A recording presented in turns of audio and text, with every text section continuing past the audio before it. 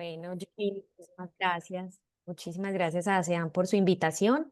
Espero que este sea un espacio que les garantice a ustedes muchísimo conocimiento, muchísima tranquilidad, sobre todo con la implementación de la nueva ley laboral. Espero también que podamos resolver muchísimas dudas, pero que si quedan dudas, pues también estamos a sus órdenes, podemos hacer otro espacio. Entonces, pues como esto es virtual, pues los invito a que prendan sus cámaras para yo poderlos conocer, para verlos, para saber quiénes son ustedes, por lo menos así en cámara. Ya que ustedes me están viendo a mí, pues quisiera conocerlos a ustedes, a los que más puedan encender sus cámaras.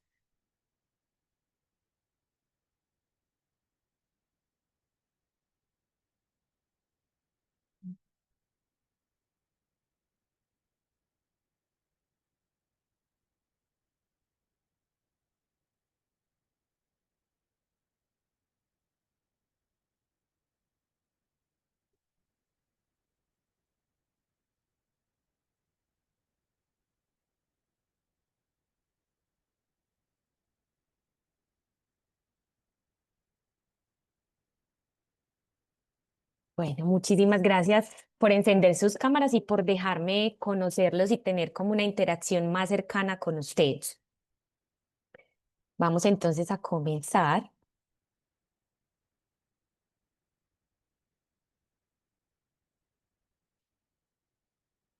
con nuestra charla del día de hoy.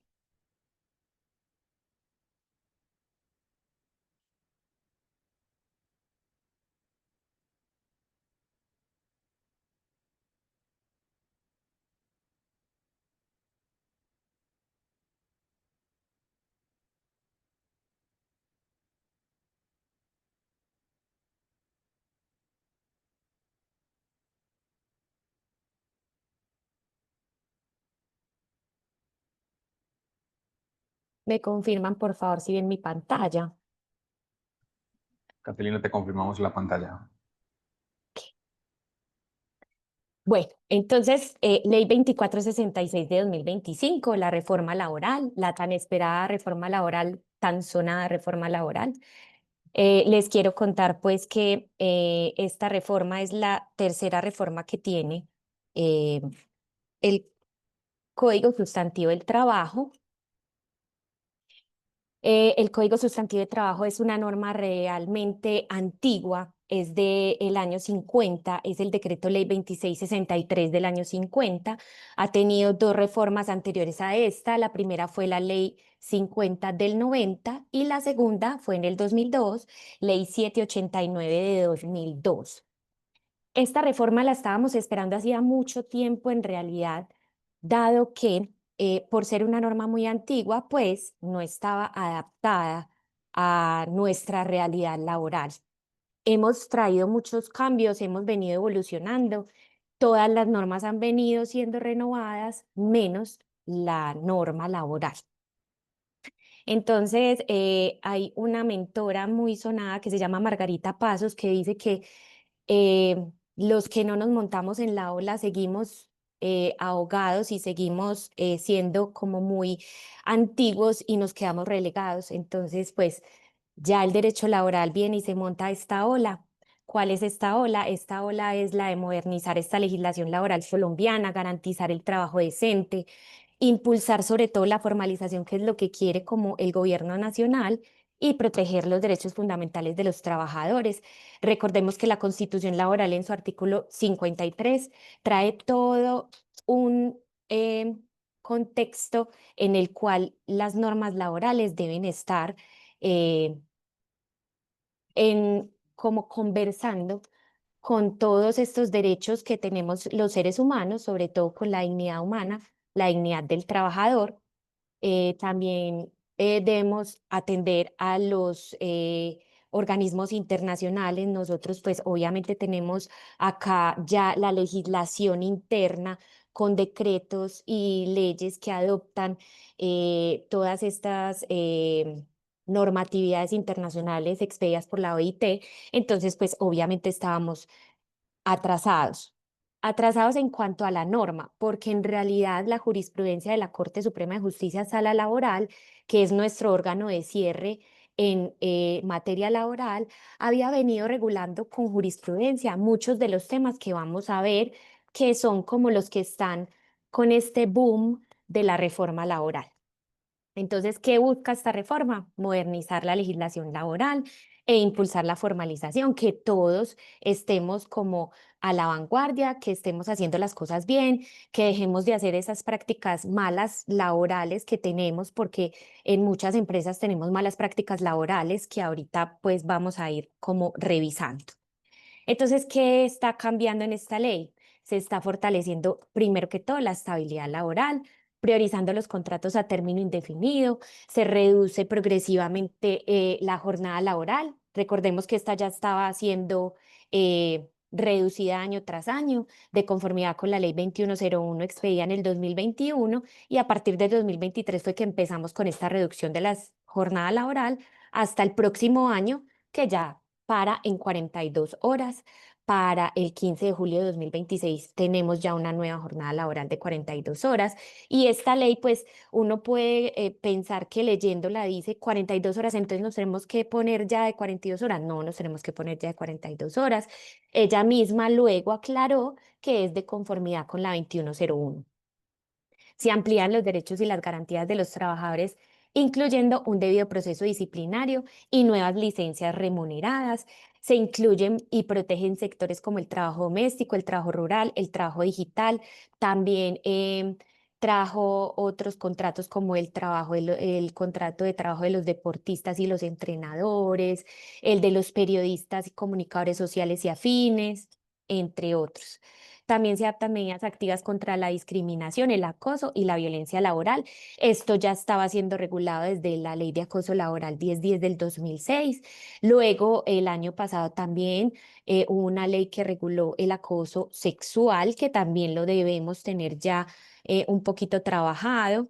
Y pues entonces amplió el espectro de esta cobertura del acoso laboral y del acoso sexual, y se impulsa la formalización laboral con incentivos y esquemas de cotización parcial que está por reglamentar.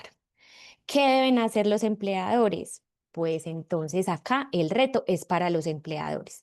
Revisar, actualizar contratos, reglamentos internos de trabajo, políticas anexas a los reglamentos internos de trabajo, como las políticas de acoso laboral, acoso sexual, desconexión laboral, em, las políticas de los procesos disciplinarios, porque si no lo tenían bien regulado dentro de su reglamento interno de trabajo, pues ahora entonces esta ley nos trae 7 pasos que debemos cumplir en ese proceso disciplinario como tal. Cumplir nuevas obligaciones en contratación. En realidad, estas no son nuevas obligaciones como tal, sino que ya la ley está diciendo: esto es lo que debe contener un contrato, estos son los nuevos contratos, esto es lo que debe decir un contrato de obra, que ya lo venía regulando pues la jurisprudencia. Adecuarse a las disposiciones sobre inclusión laboral, esto es muy importante porque está incluyendo a los grupos vulnerables a este mercado laboral. Y adoptar los mecanismos para los trabajadores de las plataformas digitales, que este también es una gran evolución, ¿cierto? Porque pues habíamos escuchado ya que estas personas estaban muy desprotegidas y pues que habían ciertos asomos de abuso del derecho por parte de estas plataformas con estos trabajadores. Entonces, acá podemos ver que estamos propendiendo con esta reforma por una estabilidad laboral, por una jornada laboral reducida que haga que el trabajador esté más a gusto trabajando y que tenga también sus horas de compartir y de dispersión con sus familias. Está asegurando la justicia y la protección contra la discriminación, también con esa protección de sus derechos fundamentales. Incluye entonces incorpora a todos estos grupos vulnerables en el mercado laboral, se adapta y se acomoda a las nuevas formas de trabajo con las TIC y pues obviamente con estas plataformas y fomenta la comunicación entre los empleadores y los trabajadores.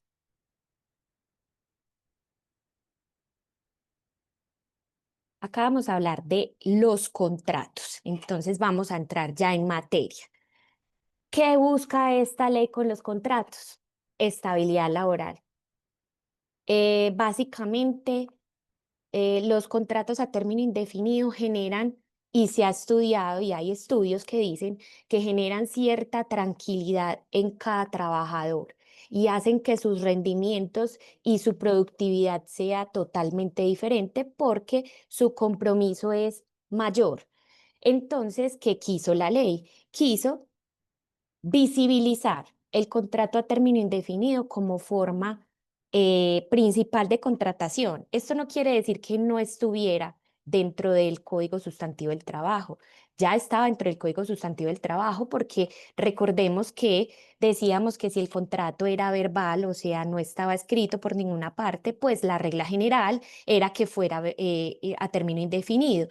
Pero entonces, pues obviamente se puso de moda escribir los contratos para poder que entonces el término fijo fuera una forma de contratación muchísimo más utilizada por todas las empresas en Colombia para poder contratar a sus trabajadores, ¿cierto?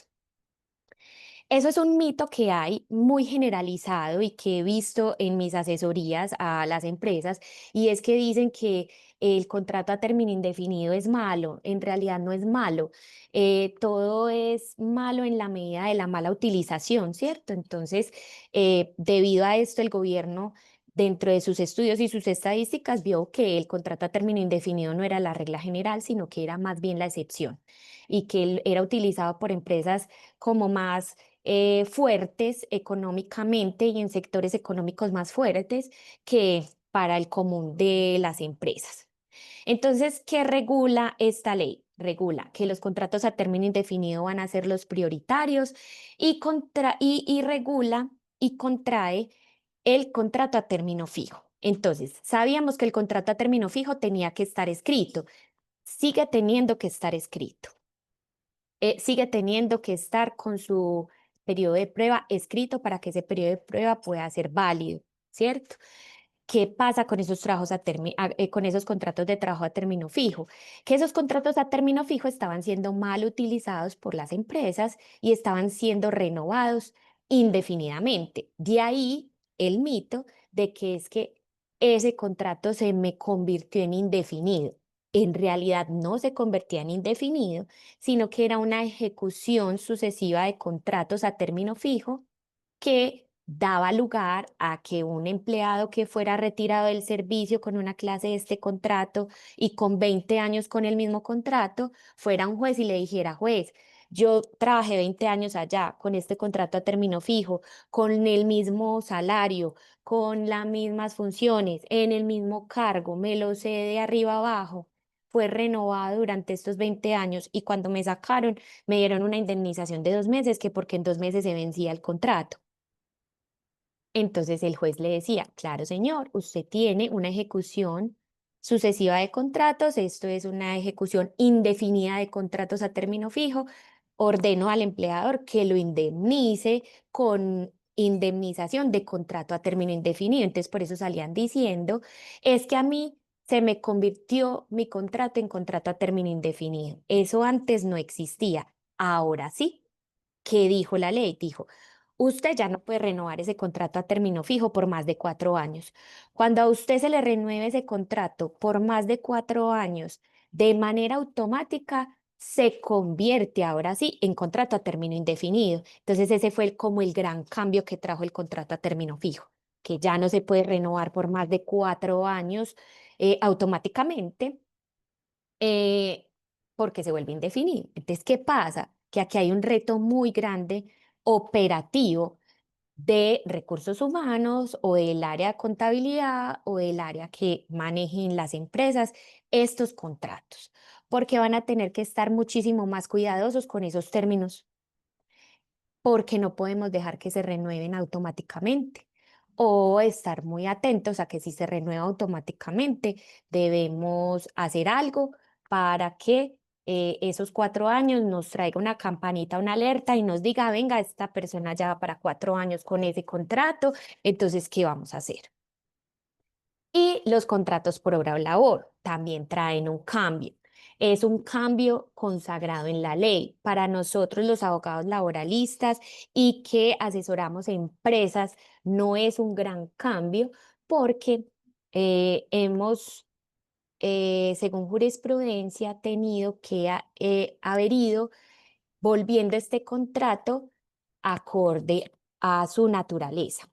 Este contrato por obra o labor tiene la particularidad de que cuando se acaba la obra, pues se acaba el contrato.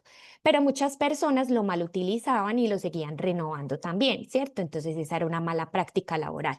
¿Qué dijo la jurisprudencia? La jurisprudencia decía, si usted tiene un contrato por obra o labor que no tiene la obra o la labor muy específica, ese contrato no es de obra o labor, así usted le haya puesto ese título. Ese contrato es de otra clase de contrato laboral, pero no de obra o labor. Para que sea realmente obra o labor, tiene que tener específicamente cuál es la obra, la duración de la obra, cómo se hace la obra, dónde se hace la obra y todo lo de la obra. Redundar. Debe ser muy redundante. ¿Qué dijo la ley? La ley dijo lo que la jurisprudencia nos venía diciendo hacía mucho tiempo. El contrato de obra labor está muy chévere, pero úselo bien. Úselo de verdad para una obra o una labor determinada, introduciendo en él requisitos como descripción de la obra. ¿Qué es que yo no puedo renovar un contrato por obra o labor? Usted sí lo puede renovar. Hágalo bien, renuévelo con un otro sí. ¿Qué es que lo necesito para otra obra? Entonces no le voy a liquidar ese. Con un otro sí, donde diga que va a continuar, pero que es otra la obra y la describe. Perfecto. ¿Qué es que yo liquidé esta obra, pero es que lo necesito otra vez por obra? Tranquilo, haga otro contrato de obra y describa su obra. No hay ningún inconveniente en volverlo a hacer. ¿Cuáles son los requisitos claves? Creo que ya los dije. Todo contrato debe ser escrito y claro. No puede renovarse ya indefinidamente el contrato a término fijo por más de 4 años. Y si se incumple esta formalidad, pues entonces la causa es que se convierte en término indefinido. ¿Qué debemos hacer los empleadores? ¿Qué deben hacer los empleadores? Hay que hacer una revisión de todos esos contratos que tienen activos, mirar y ajustar todos esos procesos internos de contratación, verificar si están utilizando el contrato que es para lo que es y capacitar a sus equipos de talento humano o los equipos de contabilidad, que casi siempre son los que manejan las cositas de contratación en las empresas, de estos nuevos límites y tener formatos propios para los contratos. Las formas Minerva son muy cómodas, pero también les quiero contar que las formas Minerva tienen falencias y esas falencias pueden ser muy malas para ustedes. Entonces, por favor, tómense el trabajo de verificar que sus empresas necesitan un contrato laboral de determinada manera y ajustarlo a su diario vivir, a su manera de contratar, a su medio ambiente laboral, ¿cierto? Entonces acá tenemos un gráfico en el que podemos ver mucho más ameno qué es lo que debemos hacer con estos contratos, ¿cierto? Identificar el tipo de contrato que tenemos, que utilizamos, ver que ese contrato sí esté bien redactado, esté bien escrito, que esté detallado, que tenga sus términos muy bien especificados, cumplir todos esos requisitos legales y formales que les acabé de contar y permitir esa transformación de los contratos de trabajo en término indefinido o definitivamente poner más atención para que esos contratos de trabajo no se nos transformen en indefinidos. ¿Qué pasa con estos contratos? Su plazo de aplicación es inmediato. La entrada en vigencia de la Ley 2466 del 2025 fue a partir de su sanción presidencial, que fue el 25 de junio, es decir, al otro día ya tenemos que tener una revisión de estos contratos. Bueno, vamos a hablar de las jornadas entonces, ¿cierto? ¿Qué busca estas reducciones de las jornadas ordinarias, estas reducciones de jornadas semanales, todos estos aumentos en los recargos de horas extras?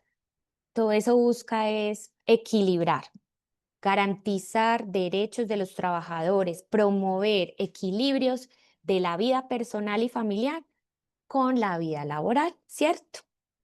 Y pues obviamente recompensar de una manera mejor, podría decirse, ese trabajo dominical y festivo que nuestros empleados están em, prestando para nosotros en sus días de descanso, ¿cierto?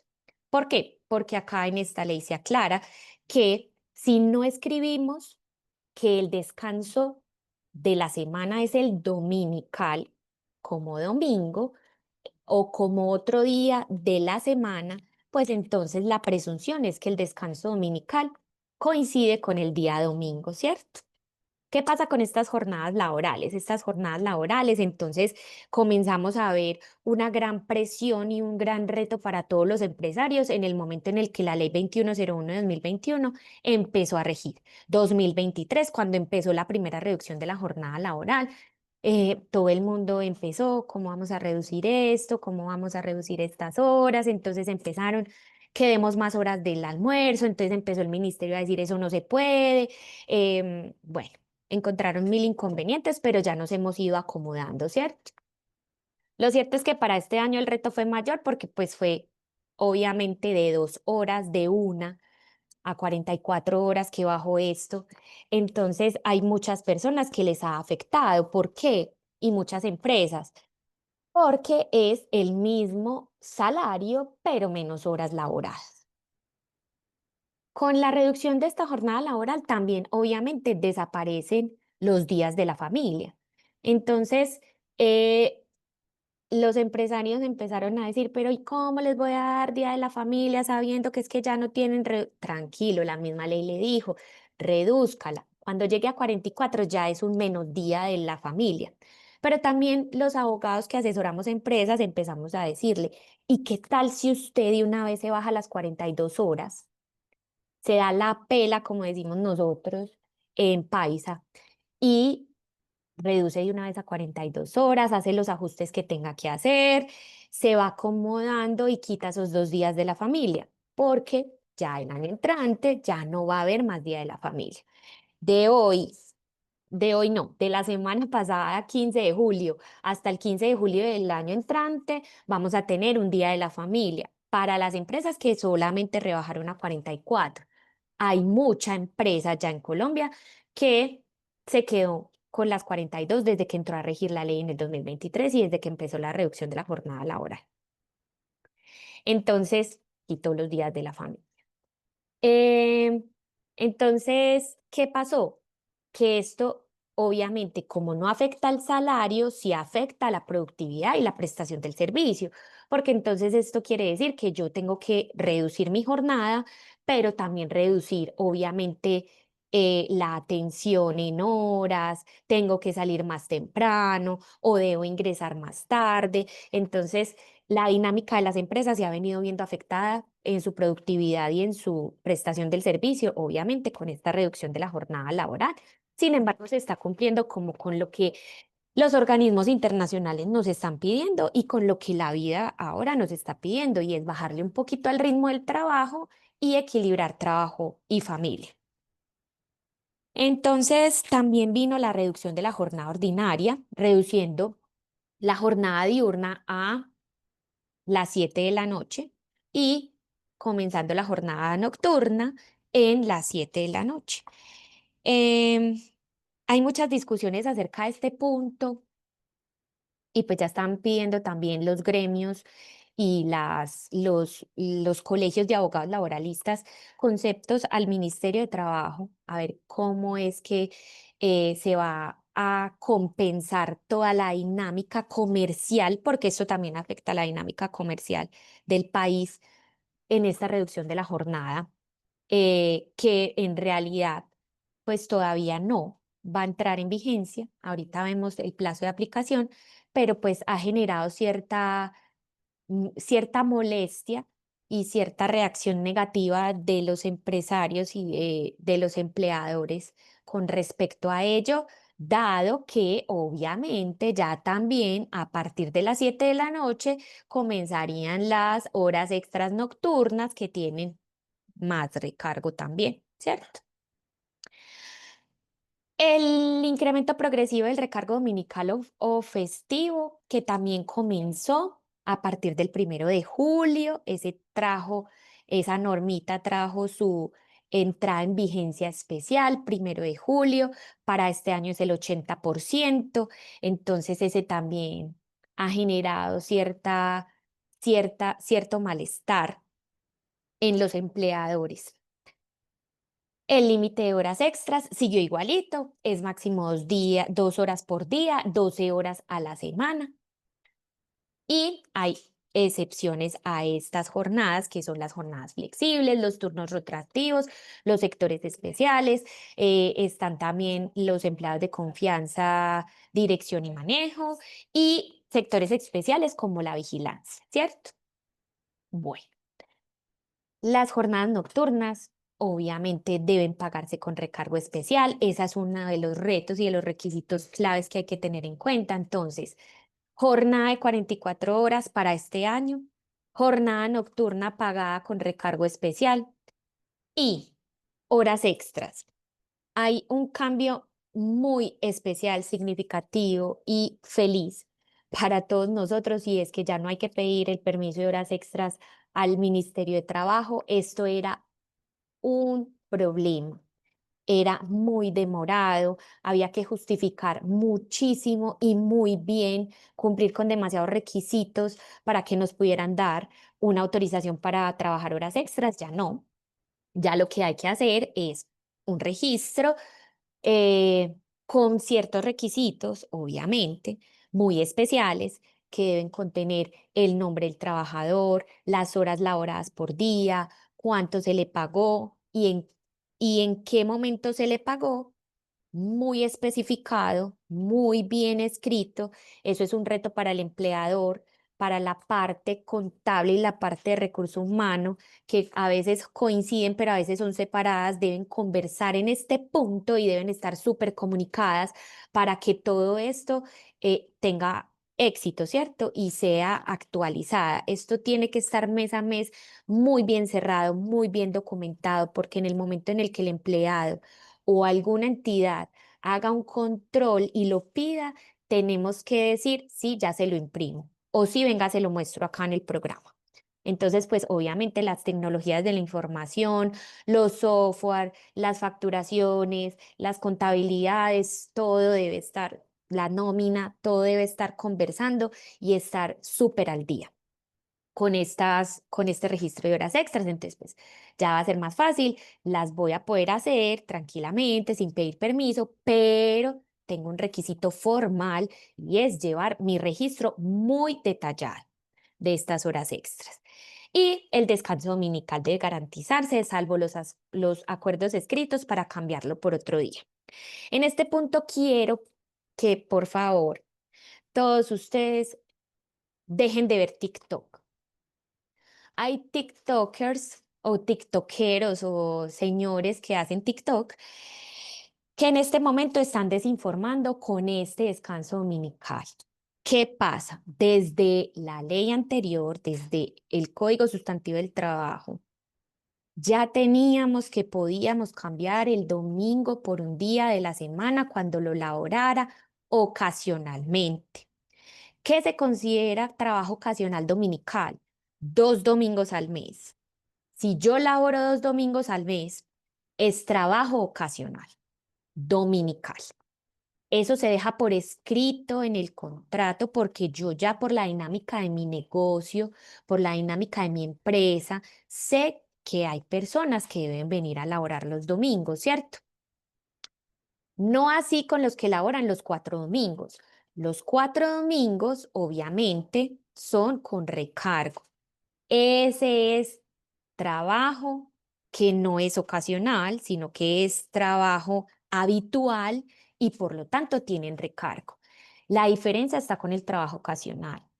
Cuando yo identifico que el trabajo dominical es ocasional, o sea, un domingo o dos en el mes, yo cambio ese domingo por un día de la semana de descanso y no tiene recargo. Hay empresas que lo pagan, pero lo pagan por cláusula contractual, cláusula reglamentaria, por pacto o convención o porque es política de la empresa para retención del trabajador, pero no porque la ley así lo obligue. Entonces, las dinámicas de las empresas todas son muy diferentes y tenemos en cuenta de que hay trabajadores que tienen pareja, tienen tíos, tienen primos, tienen familia, se sientan los sábados a almorzar, a conversar y a vos te pagan el domingo y mañana tenés que ir a trabajar pero a mí me lo pagan, pero ¿cómo así? Si usted trabaja en ese almacén, ¿por qué no se lo pagan? Pero ¿cómo así? ¿Qué tal cosa? Entonces, lo que están diciendo los tiktokeros es, primero, que, que nos quitaron los dominicales. Segundo, que todo el mundo tiene que pagar el recargo y que si no, entonces no está pagando bien. Entonces, no es así. Tampoco quitaron los festivos, como están diciendo ellos. Están malinterpretando la norma y la están leyendo como no es.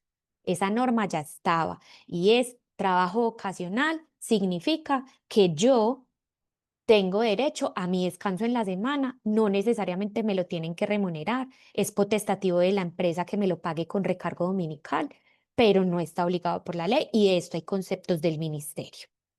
Entonces, quisiera que ustedes, por favor, no sean de las personas que caen en el TikTok desinformativo y que sean personas que vayan a una fuente más confiable de verificación de esta información. Entonces, ¿qué deben hacer los empleadores? Reorganizar sus horarios laborales, sus sistemas de turnos, hacer horarios escalonados. Bueno, ya lo venían haciendo anteriormente, ahora pues con mayor razón, que ya para el próximo año vuelven y rebajan otras 2 horas. Mucho cuidado con la hora del almuerzo no cuenta dentro del horario. Registrar esas horas extras con detalle en un registro de horas extras bien chévere, con apoyo de su contador, con apoyo de su auxiliar contable, con apoyo de recursos humanos y que todo converse y podamos tener ese registro a la mano. Y aplicar los nuevos recargos de los dominicales y los festivos progresivamente, que es desde el 1 de julio de 2025 al 80, desde el 1 de julio de 2026 al 90 y desde el 1 de julio de 2027 al 100%. Y ojo, asegurar un día de descanso semanal sin afectar la remuneración del trabajador, perdón.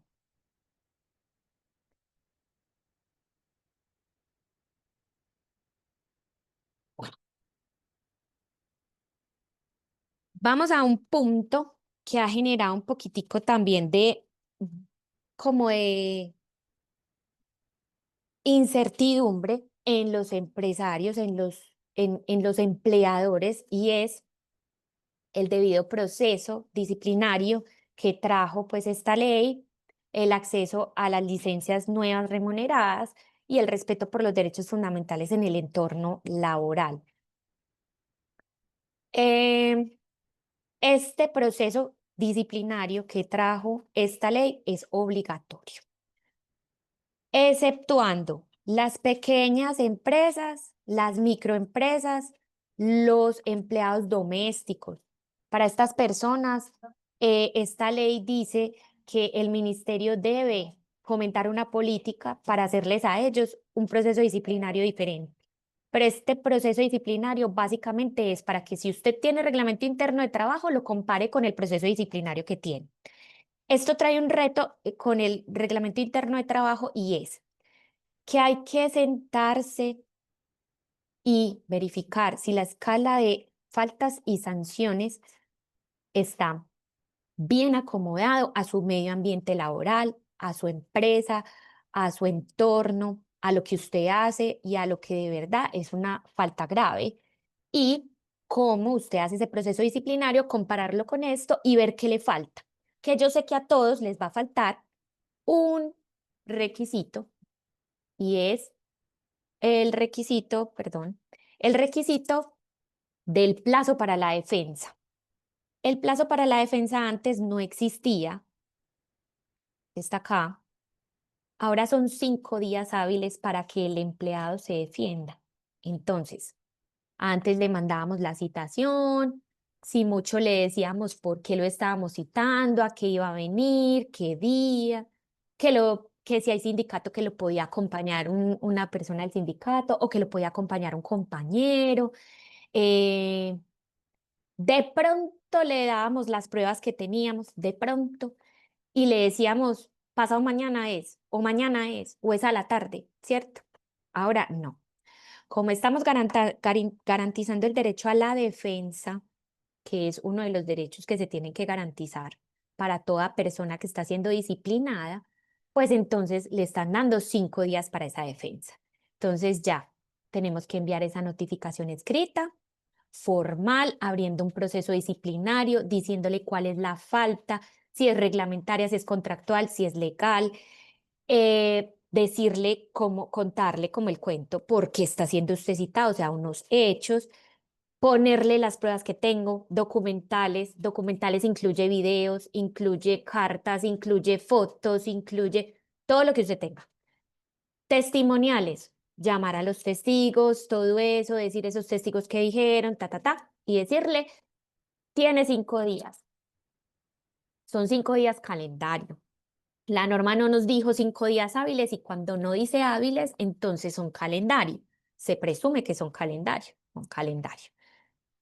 Y luego de eso viene la audiencia de descargos donde se revisa todo lo que el empleado quiere venir a decir, el debate de las pruebas, trae sus propios testigos, puede contrainterrogar, etcétera, etcétera.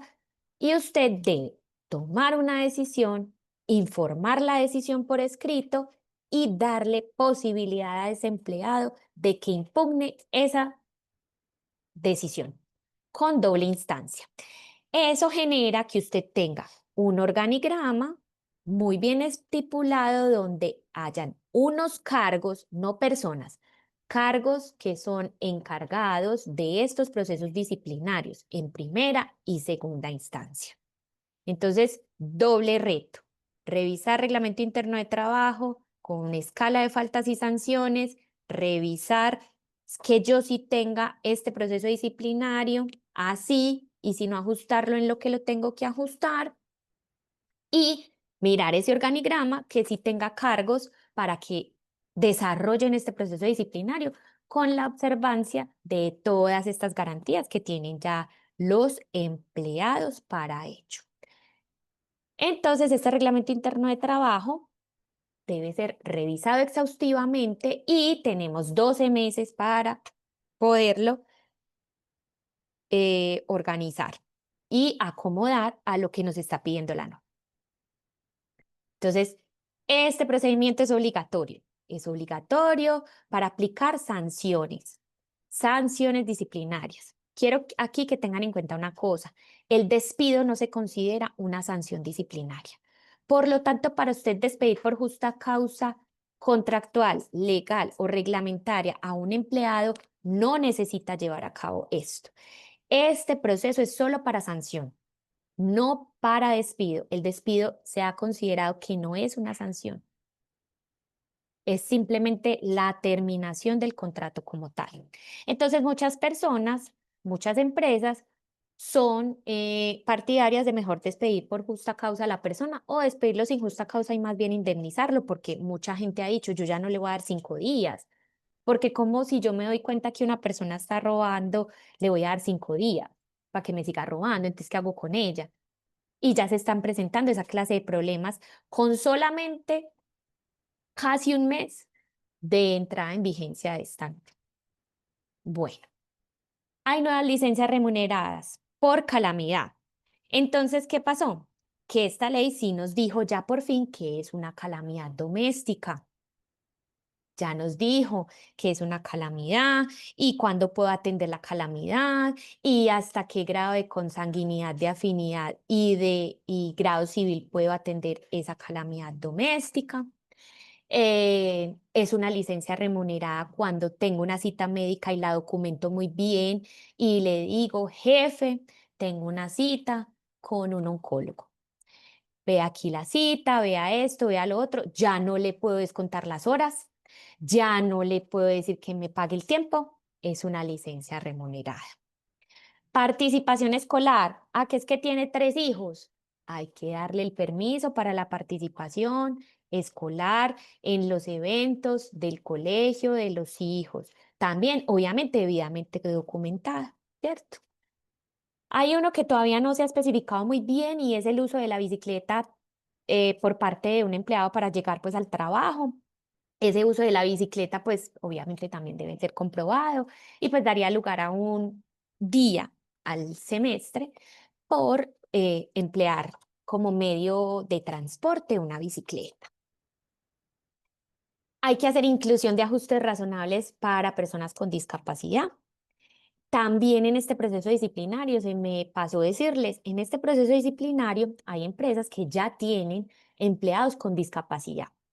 Para esos empleados con discapacidad hay que adaptar estos procesos disciplinarios para ellos, para que tengan, si necesitan un intérprete, si necesitan un apoyo, si necesitan lo que necesiten para llevar a cabo su defensa y su participación con debido proceso observado dentro de un proceso disciplinario, entonces hay que garantizarlo y hay que escribirlo dentro del reglamento interno de trabajo.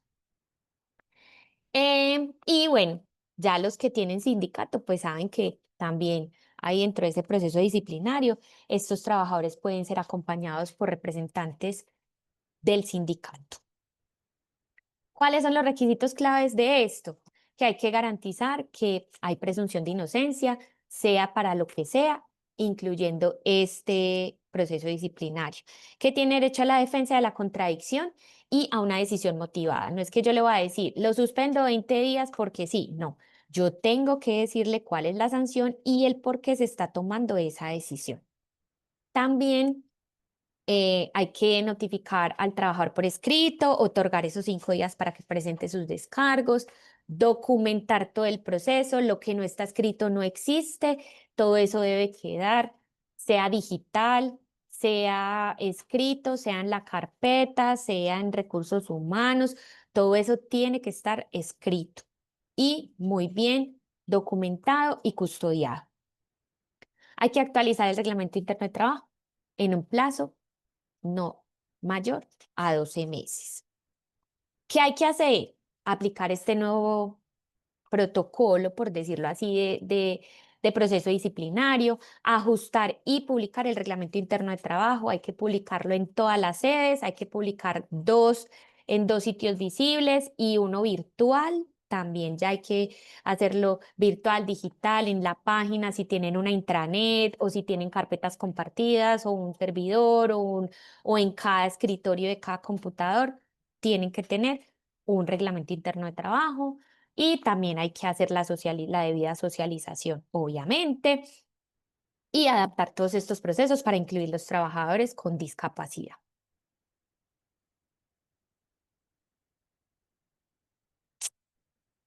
Hay una inclusión laboral formal de varios sectores de la economía, como el trabajo doméstico, el trabajo rural, las microempresas.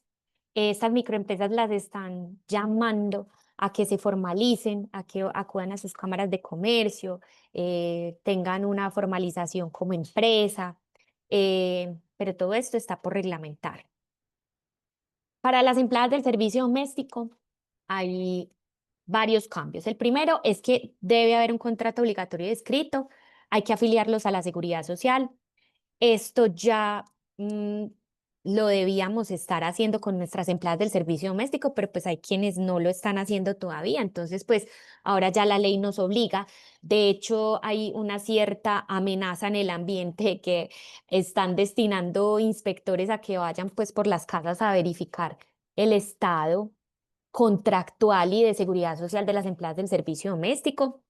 Entonces, esto ha generado como gran revuelo en las personas que tienen su empleada del servicio doméstico. Em, esta afiliación puede ser por días. En este momento existe la afiliación por días.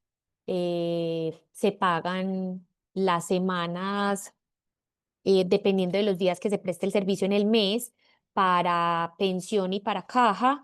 y la ARL por tiempo completo y la EPS es subsidiada o como beneficiaria.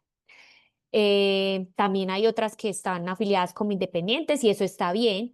Y hay otras que pues obviamente como van todos los días a las casas, pues son un contrato normal laboral y están afiliadas por parte de su empleador. El trabajo rural, están reconociendo el trabajo rural y campesino como actividad productiva remunerada y protegida. Esto está por reglamentar. Hay una autorización de cotización parcial para estas microempresas y los hogares y las trabajadoras rurales, que es lo que les estoy hablando, están diciendo que hay que acomodar la pila, la planilla integral de liquidación de aportes para esto. Están dando un plazo para hacerlo. Eh, Hay una reglamentación especial para los internos de medicina, trabajadores en zonas rurales y aprendices del SENA. Eh, Estas regulaciones también son obviamente, por un decreto o por una resolución que expidan varios ministerios que están convocados a hacerlo. Y los incentivos para la formalización a través de programas como Crea Empleo, que también pues trae como unos requisitos de cómo es que se va a hacer, pero también pues tiene que ser con cargo al presupuesto general de la nación y tienen que hacer los decretos e implementar las maneras de hacerlo. Entonces, todo trabajador doméstico debe estar formalizado y registrado en la planilla PILA. Esto del registro en la planilla PILA ha generado como cierta incomodidad y confusión, porque la gente cree que es que tiene que registrar el contrato en el ministerio. No, tiene que estar haciendo los aportes por la planilla PILA como cualquier trabajador en Colombia. Las mujeres rurales podrán acceder al sistema de seguridad social, permite hacer las cotizaciones en proporción al ingreso, incluso habla de personas que tienen ingresos inferiores al mínimo, no sé cómo lo irán a hacer, también está por reglamentar. Y acá trae un, una regla que es que las empresas de hasta 500 trabajadores deben contratar personas con discapacidad. ¿Qué pasa con esta norma? Esta norma está un poquito ambigua y ya varias empresas grandes están solicitando al ministerio una aclaración y un concepto para que les digan si es por cada 102, si empiezan desde 100, si son las de 500 o qué es lo que va a pasar y cómo las deben contratar. Hasta ahora el ministerio no ha dicho pues mayor cosa acerca del asunto. Esto tiene vigencia inmediata supuestamente. Este primer año tiene las cuotas de discapacidad como para irse legalizando, pero pues como el ministerio no ha respondido cómo es que se hace eso, entonces pues hasta ahora ninguna lo ha empezado a hacer. Y todo esto tiene un año para hacer las reglamentaciones de las que les hablé, de todo lo que no dice cómo es que se va a hacer. ¿Qué deben hacer los empleadores? Formalizar las relaciones laborales con contratos escritos, aportes a seguridad social, ajustar procesos para permitir la cotización proporcional en sectores rurales y de bajos ingresos, reportar contrataciones de personas con discapacidad ante el ministerio. Eso sí hay que hacerlo. Por eso es que están solicitando ya qué es lo que hay que hacer. Y en las zonas rurales, cumplir los requisitos de formación, pago y certificación.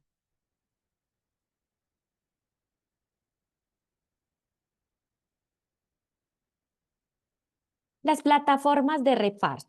Estas plataformas de reparto, entonces trajo toda una regulación, pero toda esa regulación está sujeta a una reglamentación, ¿cierto?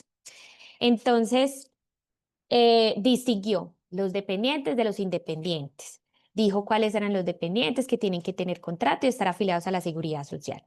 Los independientes también les tienen que garantizar su contratación y hacer todo el proceso y garantizarles el 60% de la seguridad social y afiliarlos como independientes.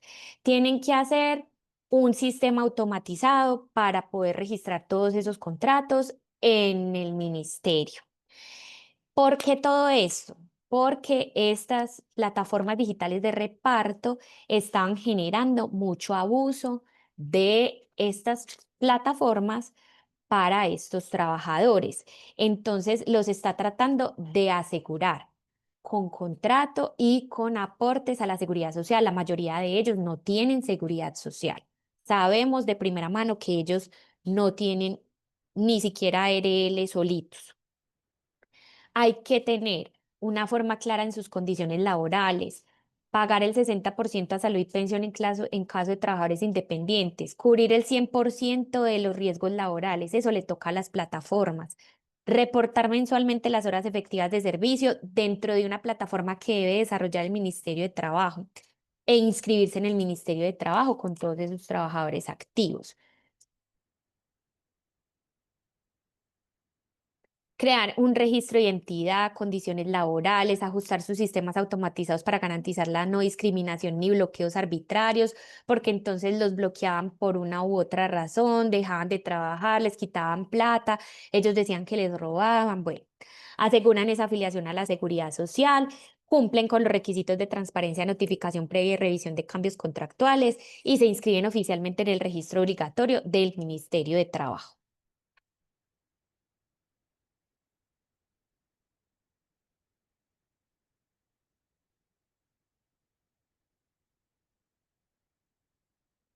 Aquí tenemos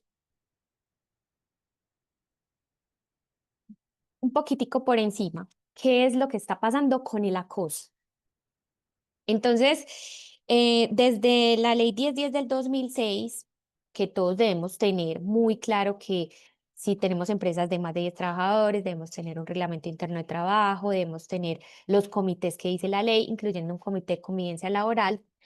Se buscaba que se garantizara un ambiente laboral seguro, libre de presiones, de acoso, de violencia, que yo estuviera tranquilo en mi lugar de trabajo, ¿cierto? De ahí se derivaron unas modalidades de acoso laboral. Sin embargo, dentro del desarrollo de esta ley, se consideró muy someramente un acoso sexual, ¿cierto? Y estos acosos sexuales se dejaban más bien como para la parte penal.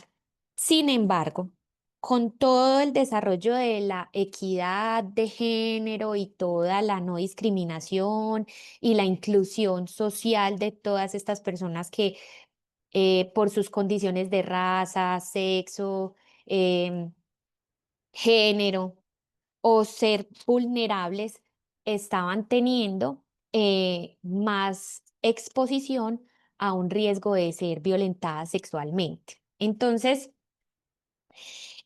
la misma ley trae como un reto ya muy grande para los empleadores porque ahora ya no es una conducta repetitiva, sino que es a partir como da a entender que a partir de una sola vez que haya una conducta de acoso laboral, de acoso sexual, etcétera, etcétera, que la ley de acoso sexual está desde el año pasado y ya tenemos que tener por lo menos una política de acoso sexual dentro de nuestro sistema de salud.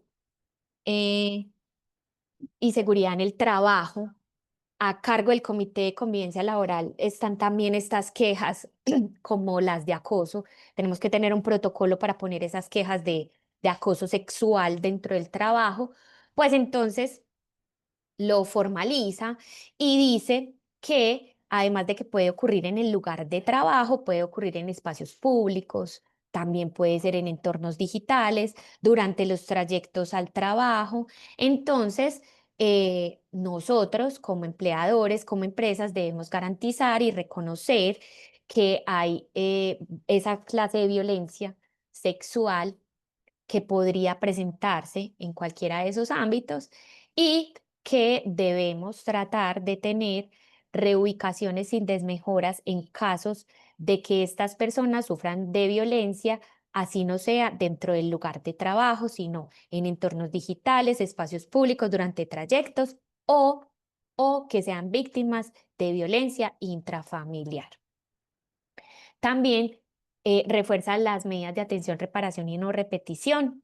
Los requisitos claves es que esos protocolos de prevención y promoción y atención de ese acoso laboral y acoso sexual dentro del trabajo debe estar de la mano con seguridad y salud en el trabajo y con la ARL.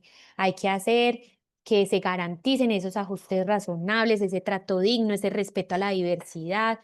Se prohíbe despedir a una persona que esté sufriendo alguna clase de estas violencias que esté en embarazo, que esté siendo discriminada por cualquier motivo de raza, sexo, religión, ideologías. Y acá también las empresas deben permitir el acompañamiento sindical en estos procesos si se tienen sindicatos, ¿cierto?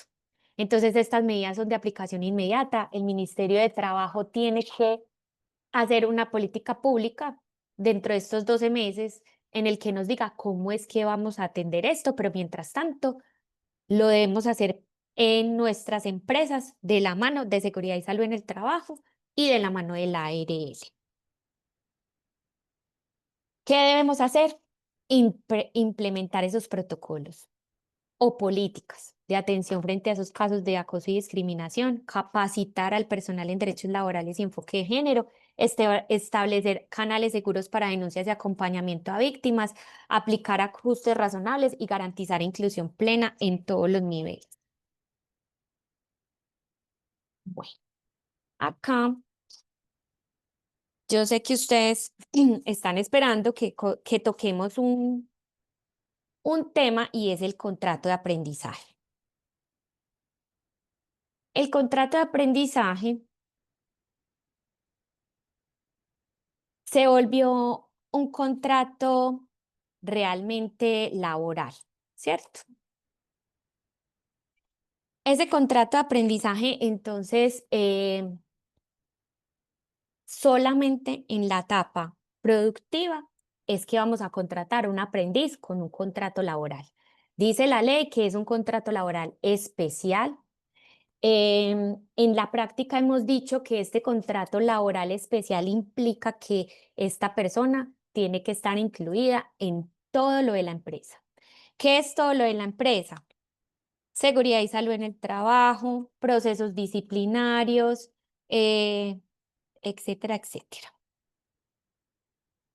Mm, También hemos dicho que el SENA nos debe habilitar la plataforma para registrar estos contratos laborales. No importa que sea contrato laboral.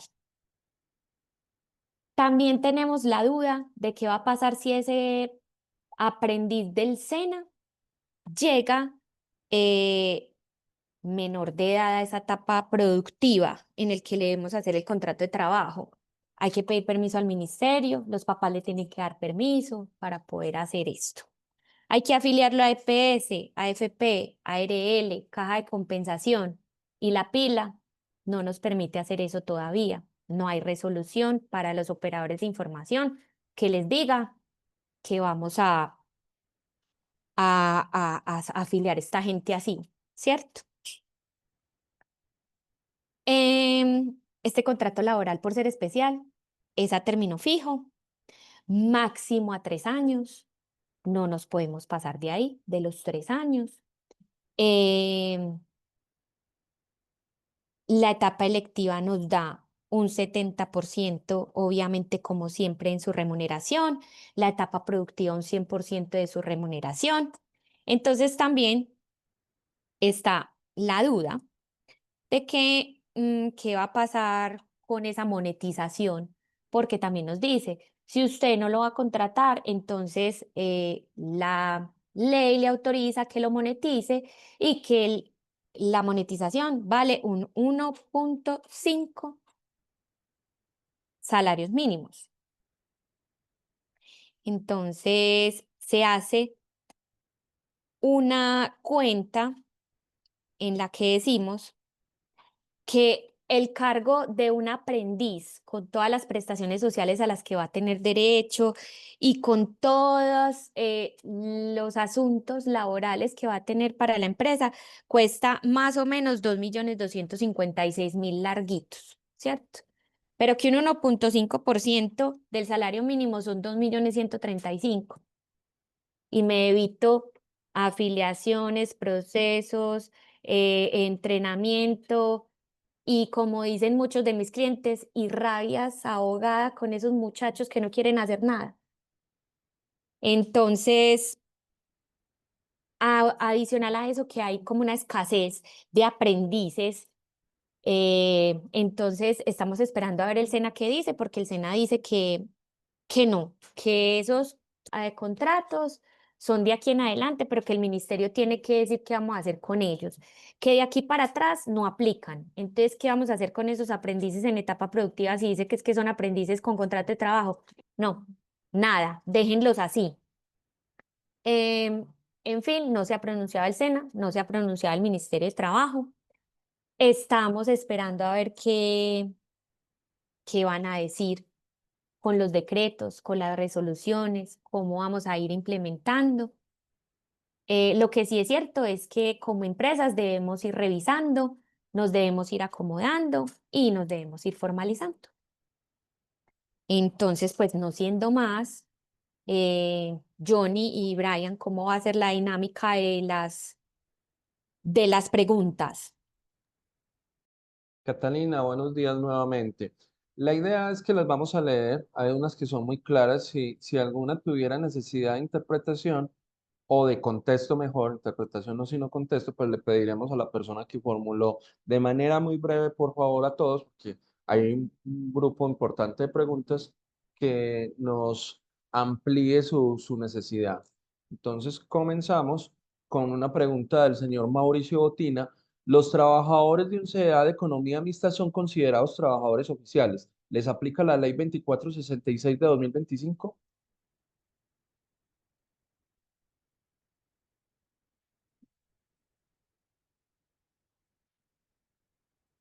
Catrina, el Tienes el micrófono micrófono. apagado.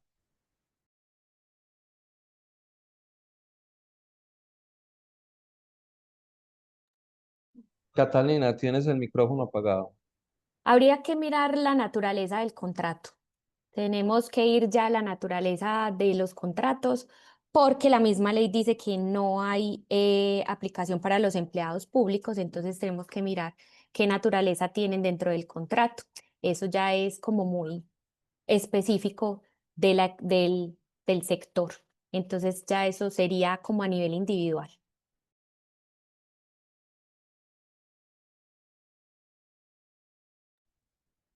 Tenemos una segunda pregunta que la formula Diana. Buenos días. Si un empleado lleva en este momento más de 4 años a término fijo, ¿debemos de cambiarlo ya indefinido o no se aplica de manera retroactiva?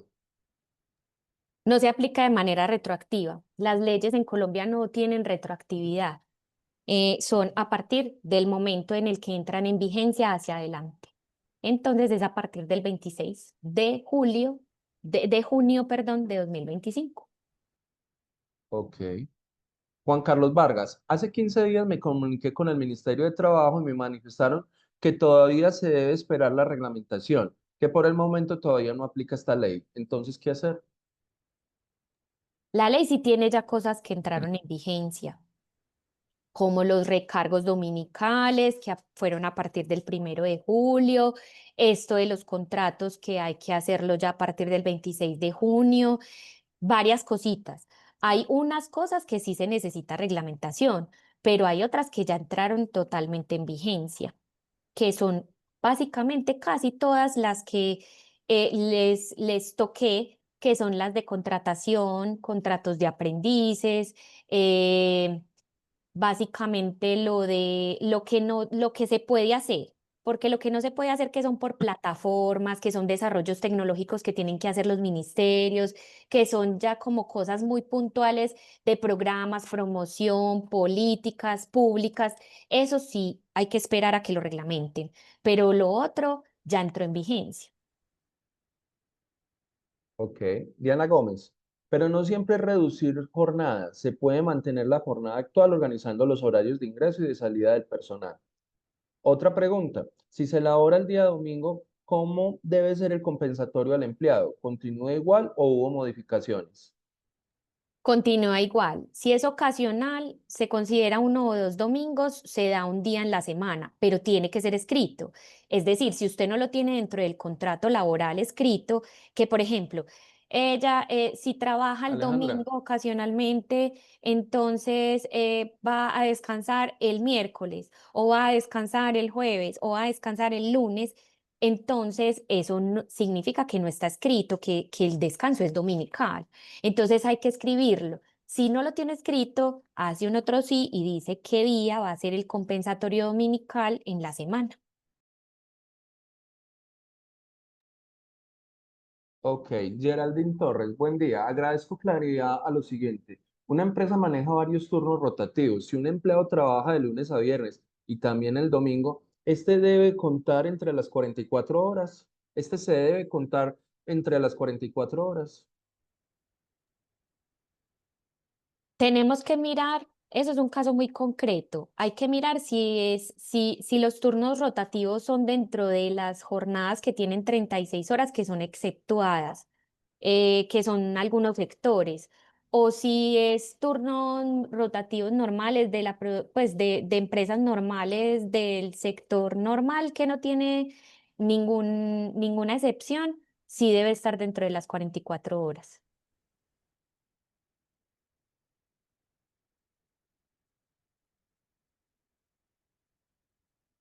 Listo. Diana Gómez, si trabaja 3 domingos al mes, al tercero se paga con recargo y los otros dos pueden pagar con tiempo. Se pueden pagar con tiempo.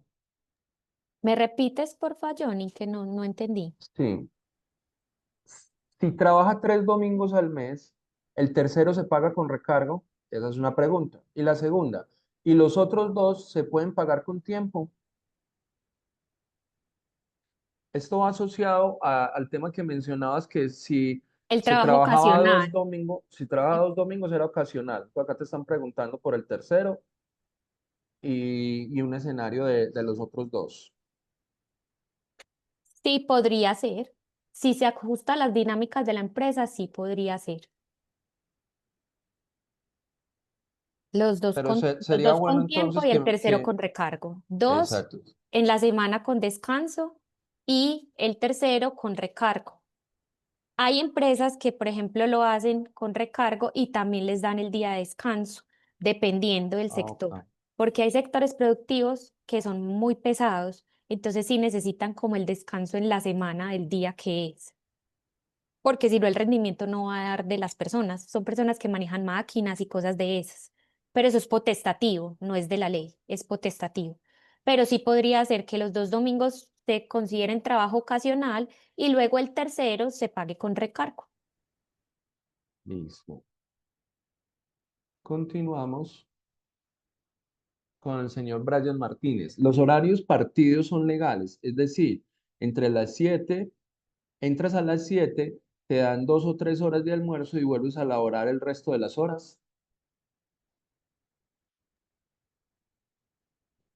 Pues lo que pasa es, sí, con tal de que se cumpla la jornada y que no se vulneren derechos fundamentales, y si se llegó a ese acuerdo y el trabajador aceptó ese horario, sí.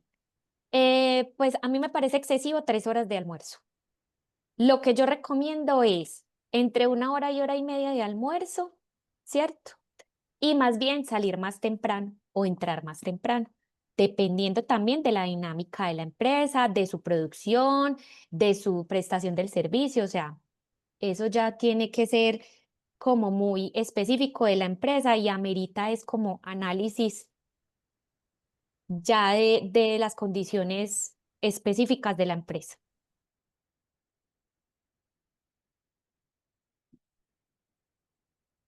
Pregunta el señor Daniel Hernández. Buenos días. Si los domingos sí se trabaja solo 4 horas diurnas, ¿se debe pagar el recargo por las 4 horas? Sí, señor, se considera que se trabajó el domingo y se debe pagar normal. Judy Gómez, buenos días. Una consulta. Si un trabajador labora de lunes a sábado sus 44 horas y se le programaron 2 domingos adicionales al mes, ¿esos domingos se pagan al punto 8 o como extras dominicales del punto 8 recargo dominical más punto 25 extra diurna? O sea, 1.05.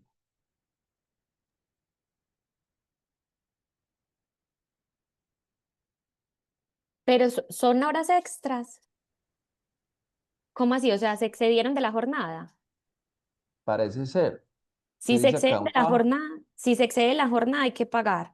Exacto, porque acá está Domingo, diciendo que las 44 horas las trabaja de lunes a sábado. Entonces son bueno, extras. entonces son extras, entonces tiene que ser con hora extra, diurna, dominical, más el domingo.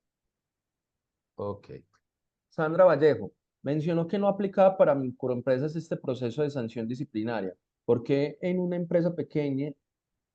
Porque en una empresa pequeña, ¿cómo se lograría doble instancia? Bueno, imagino que se está refiriendo No, al... lo que pasa es que para las microempresas y las empleadas del servicio doméstico y las pequeñas empresas, como son tan pequeñas, el ministerio tiene que desarrollar una política pública para estos procesos disciplinarios, para garantizar el debido proceso. La norma también lo trae. Por eso está exenta de este proceso disciplinario como tal, porque no tendría sentido que en una empresa de 3 personas, el jefe más dos, dígame cómo le hago la segunda instancia si es el jefe el que le va a hacer el disciplinario. Ella tiene razón. Eso está dentro de la reforma. Listo. Jennifer Quiñones, si la norma no especifica que son días calendarios, se debería entender que son días hábiles, pero escuché lo contrario. ¿Hay un cambio normativo en este aspecto? De pronto me confundí, no.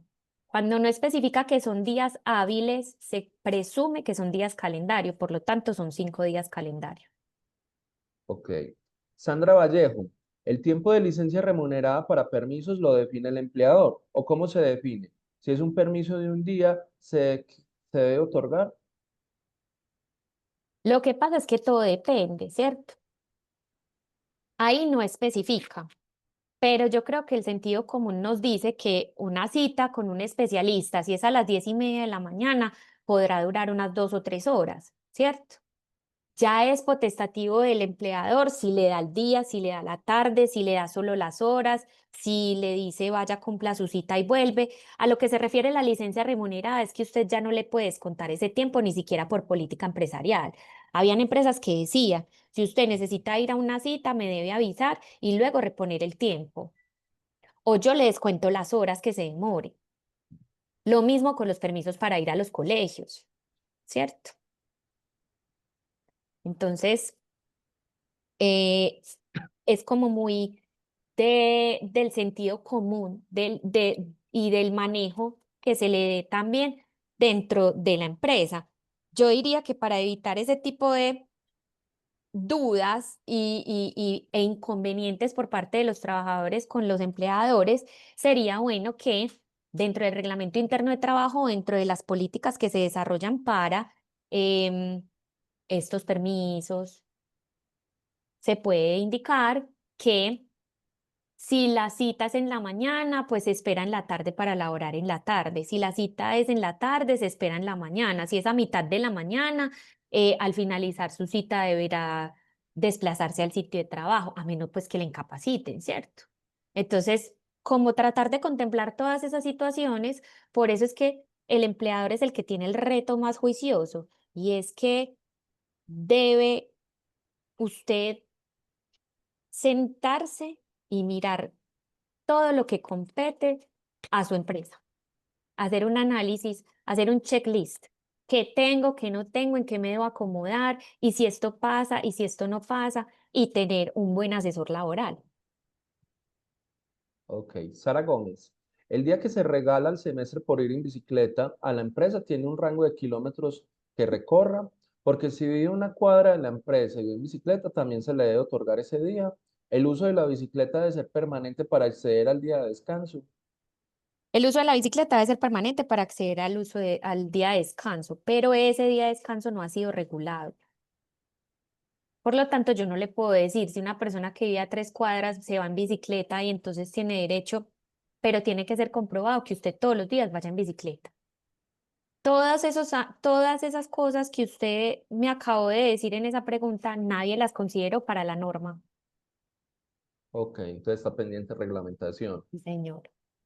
Claudia, ¿qué pasa con aquellas empresas que no han reducido las 2 horas que corresponden a este año, de acuerdo con la ley, y tampoco el Día de la Familia? ¿Cómo así? Acá está mencionando es en las entidades que no han rebajado a 44 horas y que tampoco han otorgado Día de la Familia. ¿Qué pasa si hay sanciones previstas por parte de la ley para esas empresas? El ministerio, si le hace una inspección, lo puede multar, porque es que es un mandato legal, que usted ya tiene que estar a las 44 horas. Eso significa que usted no está pagando las horas extra. O sea, si usted no ha rebajado, usted tiene horas extras en su turno, para todo el mundo. Mónica González, ¿el ajuste de la jornada laboral es de potestad del empleador o debe ser consensuado con el empleado?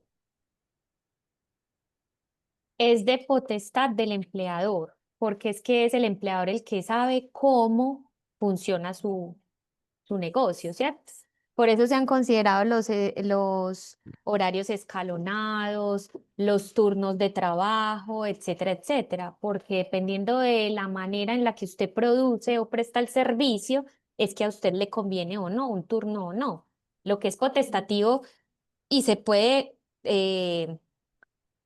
como consensuar con el empleado es en qué turno va a venir, cómo va a ser la entrada, cómo va a ser la salida, o sea, que escoja un horario o que escoja un turno, pero no que yo le pregunte al empleado usted cómo quiere cumplir sus 44 horas, no. Ahí sí consideraría yo que es más un algo como muy estadístico de las directivas de la empresa para poder mantener a flote la empresa, aún con los retos que trae una reducción de jornada laboral y proponerle ya al empleado en qué horario quiere venir y quiere cumplir como con su contrato de trabajo. Ok, Maica Contreras, excelente entrega de información. Una pregunta. Las horas de almuerzo máximas permitidas, entendidas como el tiempo en el que el empleado queda sin actividad en la empresa, independiente de si se ausenta o se queda en las instalaciones, ¿de cuánto tiempo está reglamentada? ¿2 horas? ¿12 a 2 p.m.?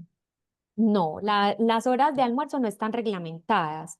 Sin embargo, hay algunos conceptos del ministerio que han dicho que más de 2 horas es muy excesivo, ¿cierto? Y para mí, en la práctica, es ya mucho, hora y media, es muchísimo.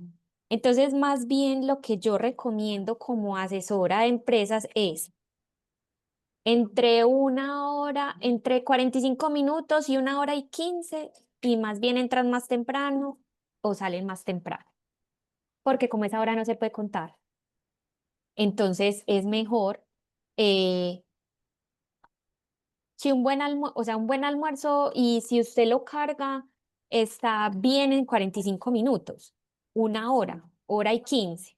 Ya hay ahí más, ya es muchísimo y genera ya como otras, o ya a que se disperse uno y ya cuando llega más lento con su marea alcalina y todo esto. Entonces es mejor como en aras de la productividad reducir más bien ese tiempo y salir más temprano y así se puede cumplir como con lo que la norma quiere, que es que usted tenga un equilibrio entre la vida y el trabajo, entre la vida personal y el trabajo.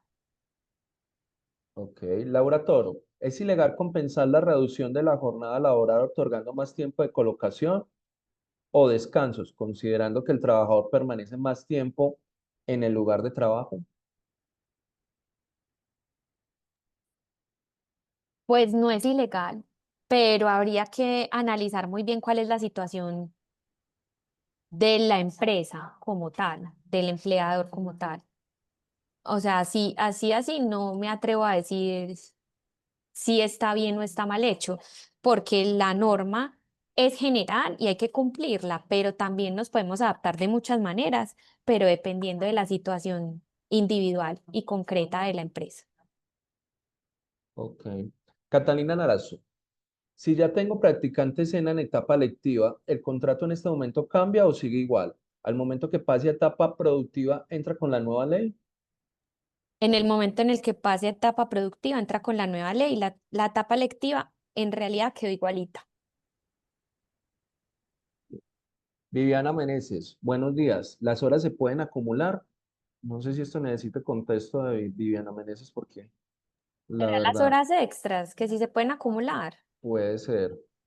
Si Las Viviana nos horas puede extras, copiar. No, permitámosle a Viviana Meneses que nos amplíe por favor la pregunta y la leemos en unos minutos para que le demos una respuesta realmente a su inquietud. Pasemos con Gustavo Ávila. Si tenemos un practicante SENA ya contratado desde abril, ¿debemos cambiarle el contrato? Muy similar a la pregunta anterior. no se debe cambiar el contrato. Juan Carlos Vargas. ¿Es para todas las microempresas contratar aprendices del SENA? Las microempresas no. Acuérdense que para usted tener que tener un aprendiz SENA debe tener cierto número de empleados y cumplir con ciertos requisitos. No, las microempresas no. Las microempresas son pequeñas empresas chiquitas de Tal menos de cual. 10 personas. Angie Cantor, buenos días. ¿Las personas que tengan contrato por prestación de servicios pasan a contrato laboral? No. Los contratos de prestación de servicios no tuvieron ninguna variación. Solamente reglamentó que que los contratantes y los contratistas son solidariamente responsables de los trabajadores que tiene el contratista prestando el servicio que va a prestar. Y eso ya era de la jurisprudencia. Es decir, si el contratista para desarrollar su labor tenía 3 o 4 empleados y no les pagó lo que era, esos empleados podían venir donde el que los contrató y solicitar todas sus prestaciones laborales. Y luego ese contratante le podía pedir al contratista que le reembolsara toda esa plata. Pero eso era por jurisprudencia. Ahora ya está en la ley, ya puede ser así. Y ya dice que el trabajador independiente, contratista independiente, es el que bajo su cuenta y riesgo, con sus propias herramientas, presta un servicio bajo su propio riesgo. Y eso es lo único que dice. Pero usted puede seguir ejecutando los contratos de prestación de servicios como quiera. Karen Tirado, una persona que lleva 3 prórrogas en su contrato a término fijo, ¿se le tendría que hacer un contrato indefinido? No. Es de el 26 de junio en adelante que empieza a regir la nueva manera de prorrogar los contratos a término fijo. Entonces, el que viene anterior, no. Pero si, por ejemplo, ya ahorita en agosto se va a prorrogar automáticamente un contrato, pues entonces mi recomendación es que lo preavisen y hagan un contrato ya por otro término o que lo preavisen diciendo que se lo van a renovar por X tiempo, si es que lo quieren seguir teniendo a término fijo. De aquí en adelante es que hay que completar los 4 años, no de aquí hacia atrás, sino de aquí en adelante. Ok, voy a leer esta pregunta sin el nombre de la persona que la hizo, perdón, para evitar malentendidos. En una empresa, para no bajar el horario laboral, agregar un horario de desayuno en el horario de almuerzo o es permitido salir de la empresa y dieron 10 minutos de descanso para no modificar el horario. La hora de 6:55 a 5 de la tarde y los sábados mediodía. ¿Eso está permitido?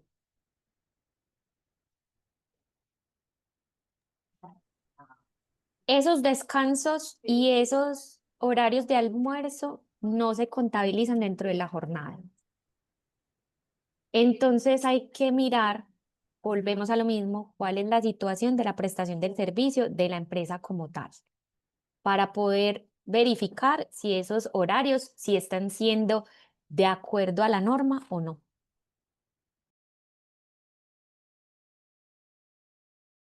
Sí, ahí lo que sucedió fue que, según le entiendo a la persona que hace la pregunta, es que les mantuvieron el horario y en vez de hacer reducciones, se lo aplicaron fue al otorgamiento de la posibilidad de un desayuno y un descanso de 10 minutos.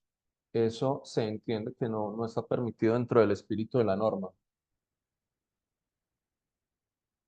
Va a continuar leyendo, Brian, las preguntas, que tiene otro lote de preguntas, para que sepas quién te está preguntando, Catalina.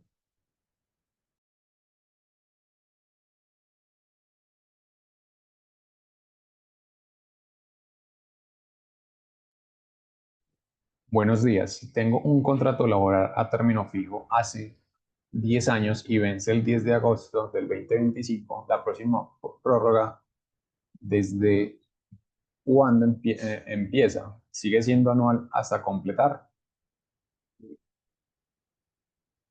Sigue siendo anual hasta completar o a menos que el empleador te lo vaya a prorrogar por un tiempo superior o inferior. Ya hay que empezar a contar las prórrogas, así como respondí anteriormente. Las prórrogas empiezan de aquí hacia adelante, ¿cierto? Entonces volvemos a lo mismo. Hay que mirar concretamente ese contrato y esa empresa.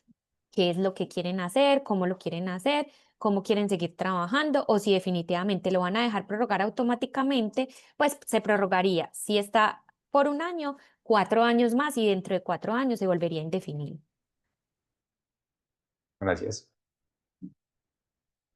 Si el CDA los sábados se organizan turnos de 8 de la mañana hasta 12 p.m., es decir, que unos descansan y otros trabajan, esto se debe entender como reducción de jornada laboral. Lo que pasa es que hay que mirar los turnos, porque los turnos sí están permitidos. Lo que no está permitido es que una persona haga más de 2 turnos en el día. Entonces, si hay personas que están haciendo más de 2 turnos en el día, eso ya por ahí empezamos a hacer ajustes, ¿cierto? Pero si están por turnos y están trabajando las 44 horas cada persona semanales, no hay ningún inconveniente. Hay que revisar bien la situación de la empresa como tal. Ok. Joana García nos pregunta, ¿las horas extras se pueden pagar compensadas? No, las horas extras hay que pagarlas en dinero. Jamie Grajales nos dice, buenos días, en el CEA se trabaja 2 turnos, es decir, que en una semana trabajan de lunes a domingo y sumando las horas da 48 horas. Y la siguiente semana trabajan de lunes a viernes, descansando sábado y domingo, sumando las horas de esta semana 35. En este orden de ideas, el promedio de horas estarían trabajando 41.5 y se debe pagar el recargo dominical del domingo que laboran 4 horas.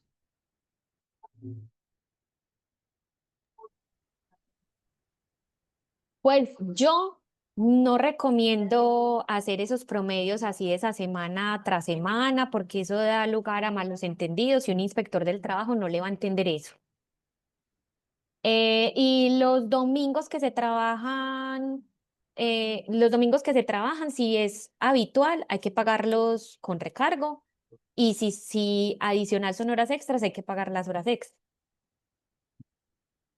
Muchas gracias. Y tratar de organizar bien el turno para que no tengan que promediar semanas mensuales, sino que promedien las semanas, perdón, las horas semanales, porque vuelvo y le digo, un inspector del trabajo no le va a entender eso. Orlando Lizcano nos pregunta, ¿cómo se paga un domingo o festivo cuando ya se ha trabajado las 44 horas semanales? Con recargo y extras.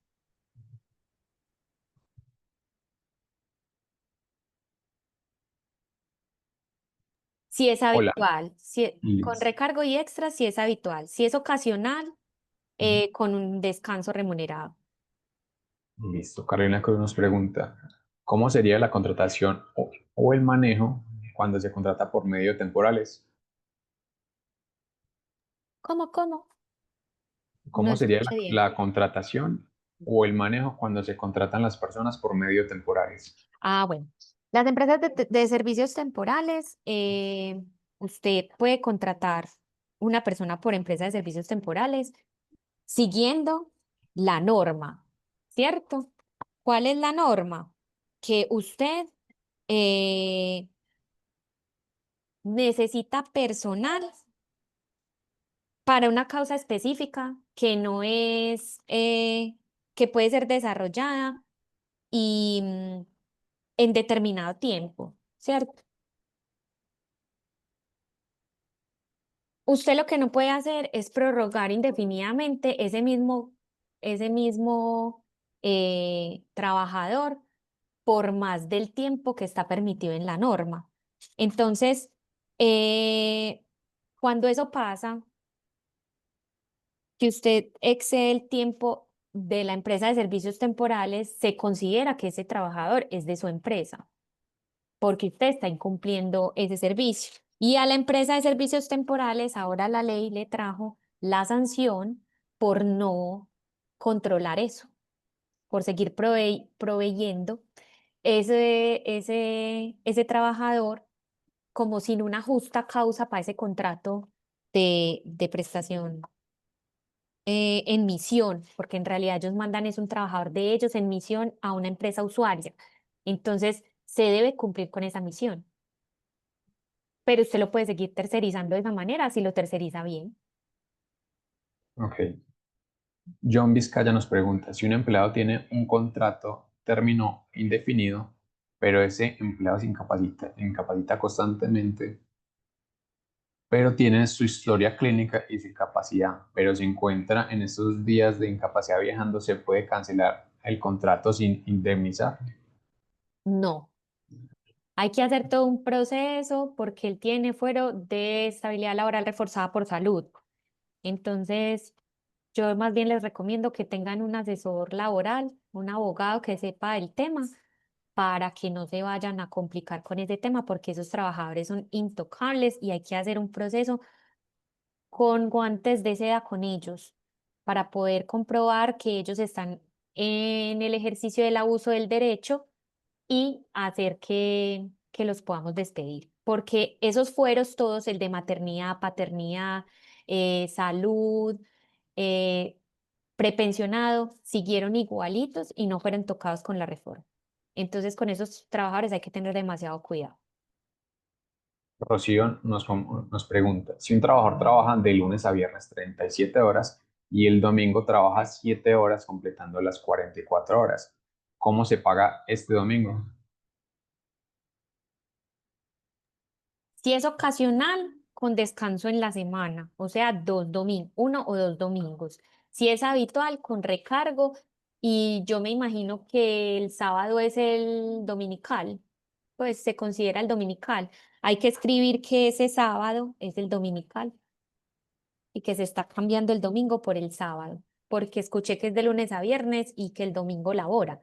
Entonces eso significa que el dominical de esa persona es el sábado, pero eso tiene que quedar en el contrato. El día de descanso dominical es el sábado, porque es el descanso remunerado semanal. Y trabaja de lunes a viernes 36 horas y el resto el domingo. Es habitual y como es habitual, si trabaja todos los domingos, hay que remunerarlo con el recargo.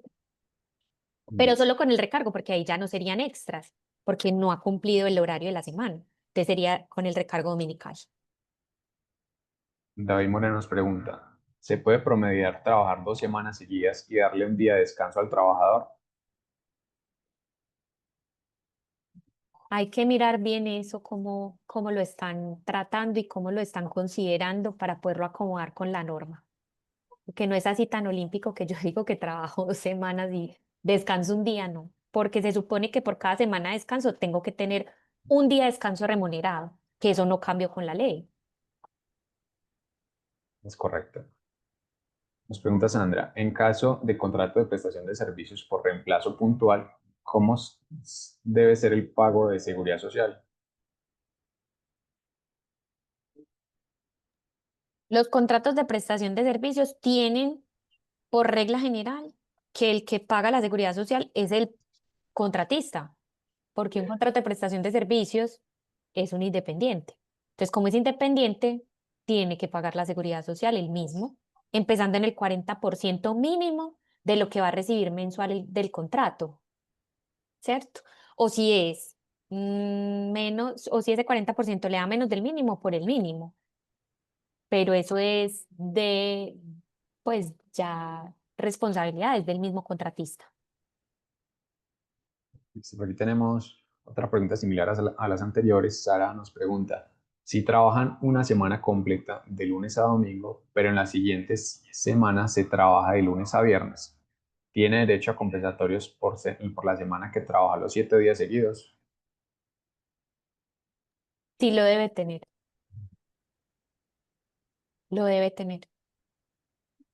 Bueno, por acá, estas ya no las han hecho. ¿Me puede explicar cuándo es habitual y cuándo es ocasional? El domingo es ocasional, es trabajo ocasional cuando es uno o dos domingos en el mes. Y es habitual cuando son los cuatro domingos o tres domingos o cuatro domingos. O sea, ya el tercer domingo ya es habitual. Entonces, como es habitual, hay que pagarlos con recargo. Cuando es uno o dos, es ocasional.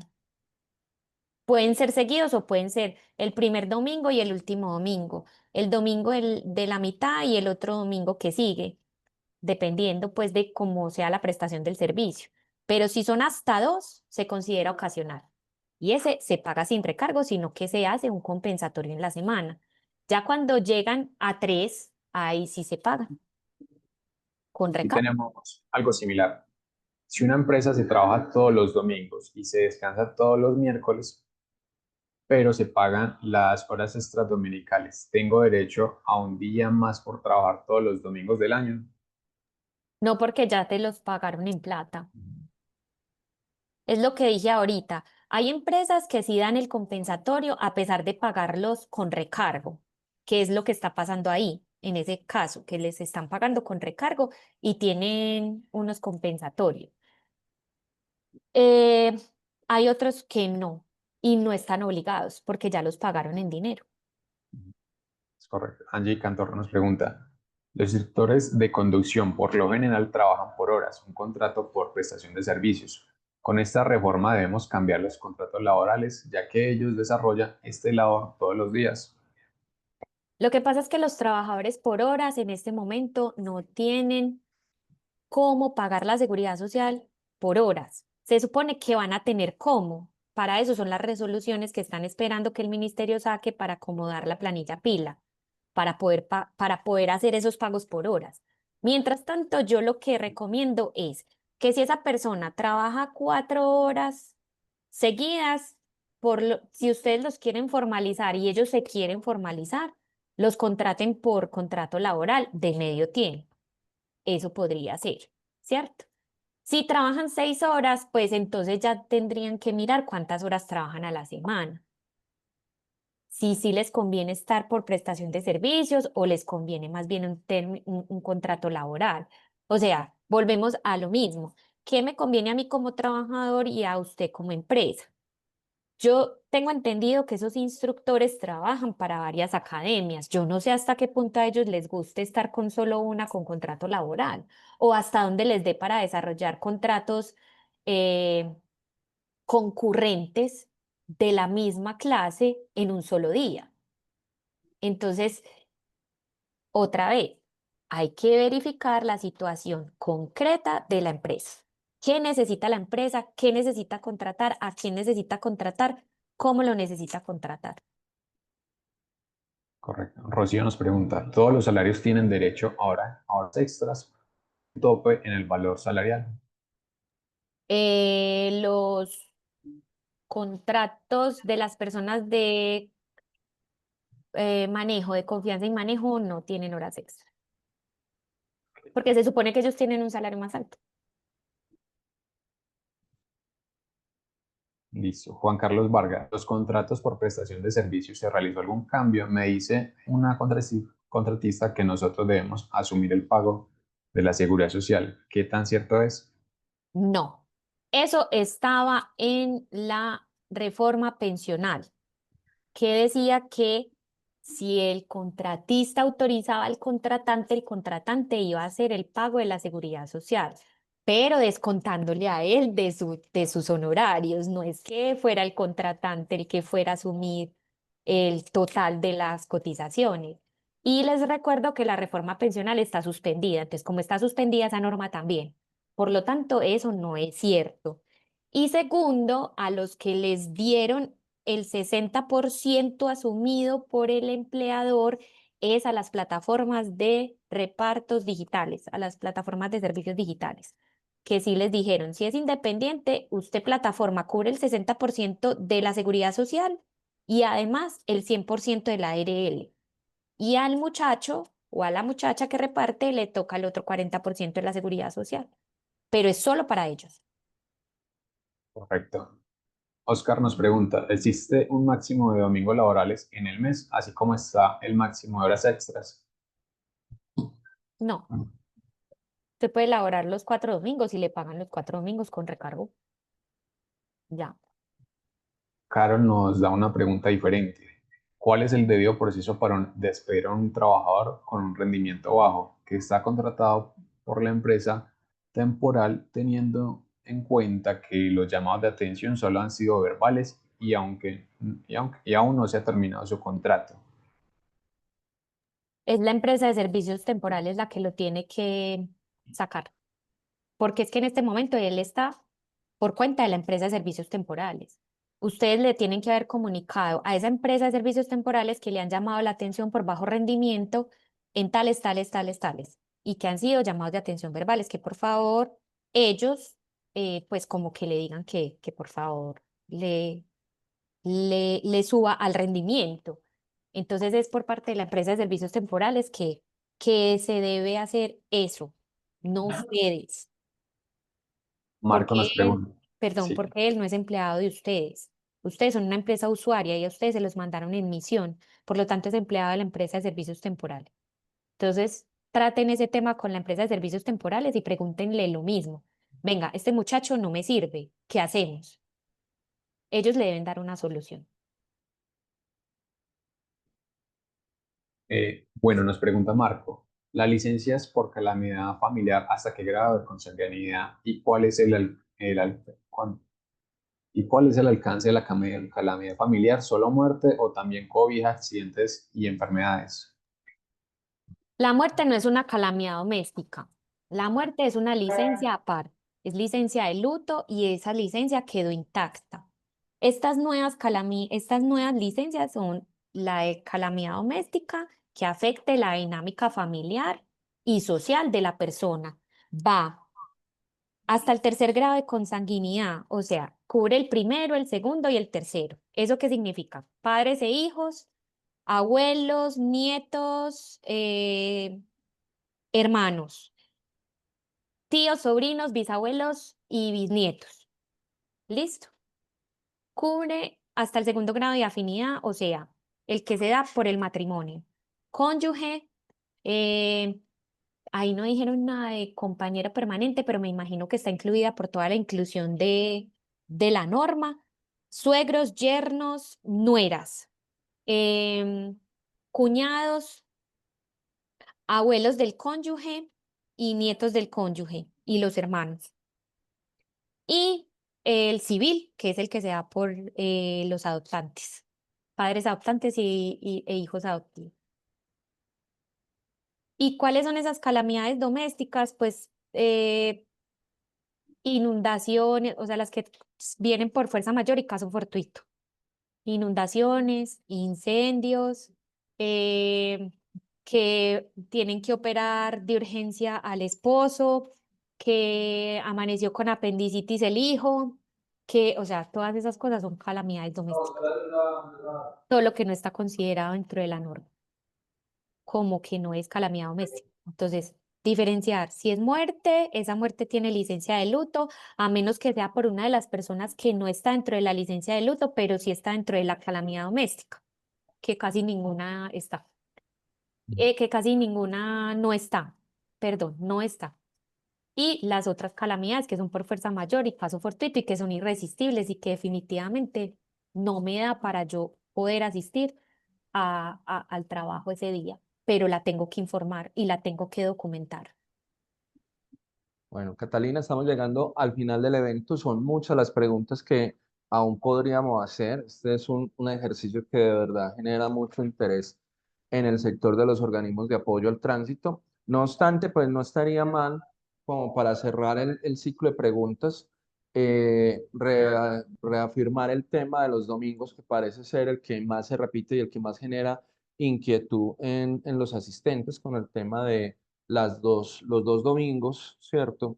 Es en el que más se quiere hacer hincapié, si se genera que estos dos domingos sean ocasionales o no, el tercero y el cuarto. Entonces, si te puedes explayar un poquito en este tema, por favor, para darle claridad al sector como tal. Y con ello, pues daríamos por terminada la intervención de preguntas.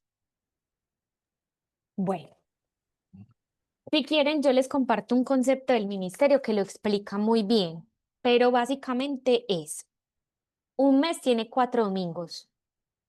Se considera trabajo ocasional cuando trabajo 2 domingos, sean seguidos, sean intercalados, o sea, trabaje 2 domingos, es ocasional. O sea, 1 o 2 domingos, es ocasional. Cuando es ocasional, yo ese domingo lo cambio por un día de descanso de la semana, pero lo tengo que incluir dentro del contrato. Entonces, eh, se dice en el contrato de trabajo, en el horario. En caso de que trabaje ocasionalmente 1 o 2 domingos, se descansará el día miércoles o puede variar según la necesidad del servicio. Eso cubre cualquier día de la semana que la empresa esté en la capacidad física de darle ese descanso a esa persona. Eso es el descanso dominical ocasional. Perdón, el trabajo dominical ocasional. Es habitual cuando es de 3 domingos o más. O sea, de 3 domingos o 4 domingos, porque la ley dice o más. No hay sino 4 domingos. Bueno, hay veces que el mes es largo y tiene 5 domingos. 4 domingos. Entonces yo trabajo los 4 domingos. Hay que diferenciar.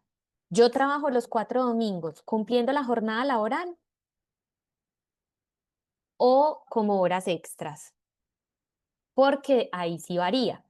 Si yo cumplo la jornada laboral con el domingo, entonces solo me pagan el recargo, o sea, el domingo con recargo. Hay empresas que también dan el descanso. ¿Por qué dan el descanso? Porque obviamente una persona sin descansar no tiene el mismo rendimiento y se ha comprobado científicamente que necesitamos el descanso dominical, el que se llama dominical, un descanso. Hay empresas que pagan el domingo, dan el descanso, así no sea ocasional, para retención de personal. Pero la ley dice simplemente, es ocasional, se paga el domingo normal. Si no es ocasional, se paga el domingo con recargo. Eso es. ¿Quedaron más enredados? Es No, un poquito es enredado. claro, es muy Es un claro, poquito enredado. El día es claro. compensatorio sí puede ser el sábado y estoy viendo en las preguntas que si el día compensatorio puede ser el sábado, sí, pero hay que escribirlo.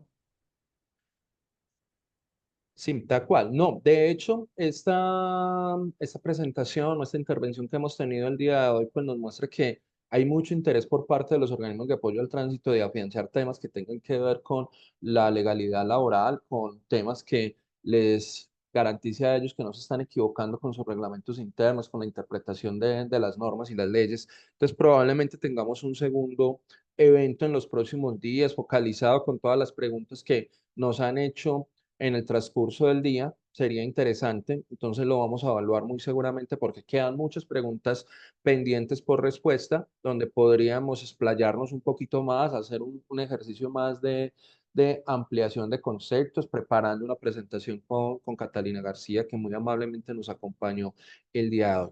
Fueron más de 230 personas las que estuvieron en el evento. Agradecemos a cada uno de ellos, obviamente a Catalina por su disposición, a todos ustedes por su interés de hacer preguntas y a las preguntas que nos están haciendo, a la redundancia de que si vamos a compartir presentación, si se va a presentar, se les va a enviar a sus correos electrónicos una información y con el tema de la información personal de Catalina, pues lo hablaremos con ella en privado para ver si es posible o no y se le enviará, si ella la autoriza, la información a las personas que consultaron. Catalina, muchas gracias de parte de nuestro presidente, el señor Santiago Quintero Valencia, nuestro vicepresidente, el señor José Elías Rivera, el equipo de trabajo de ASEAN y todos los organismos de apoyo al tránsito que participaron el día de hoy. Muy, muy agradecidos con tu participación. Muchas gracias a ustedes por la confianza, por invitarme. Síganme invitando. Yo estoy Claro que con sí, muchísimo gusto dispuesta a seguir solucionando sus inquietudes. Y claro que sí. muchísimas gracias de verdad por este espacio. Listo. Ya saben todos los asistentes que las preguntas que se realizaron se van a copiar, se van a unificar, porque hay unas que se pueden agrupar y muy seguramente tendremos un evento en las próximas semanas donde podemos ya, basado en las inquietudes y las necesidades del sector, hacer una presentación focalizada a estos temas. De mi parte, muchas gracias nuevamente y que tengan un muy feliz día. Gracias, hasta luego. Hasta luego a todos.